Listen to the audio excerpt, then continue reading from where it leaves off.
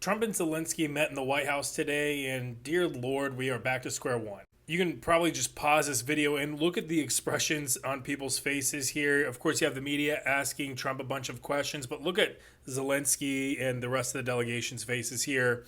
It did not go very well. Of course, one of the key items, and this has been highly anticipated, has been the U.S. sending Tomahawk cruise missiles to Ukraine. It does not look like that's going to happen. And of course, all of this took place literally a day after Trump had a lengthy phone call with President Putin, and it looks like that made an impact. Here we see a statement from Trump on Twitter, basically describing what happened, saying that he wants both sides to just stop where the line currently is and make a peace deal, and that's pretty much it.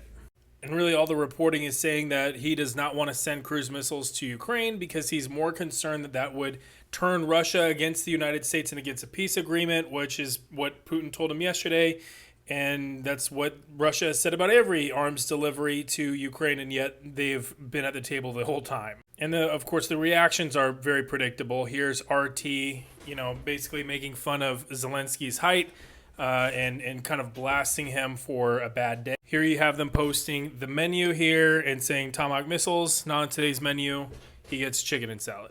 Overall, it's generally just amazing how he will kind of go in one direction. Again, he was going down the path of, okay, Ukraine's going to get some assistance here, and we're going to end the war by compelling Russia to the table. Well, now Putin comes back yesterday and says, hey, let's talk. And now Trump is back to square one where he was before. And he was asked here while he was answering questions from the media about whether or not he thought Putin was stringing him along. And he said, yeah, probably.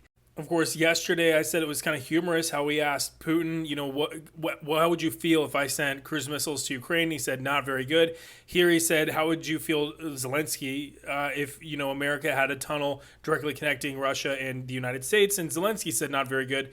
So he's trolling both sides here. But we've also seen here just how quickly he has changed his mind and really kind of goes with whatever is going on. And it's really just whoever talked to him last with the most compelling case.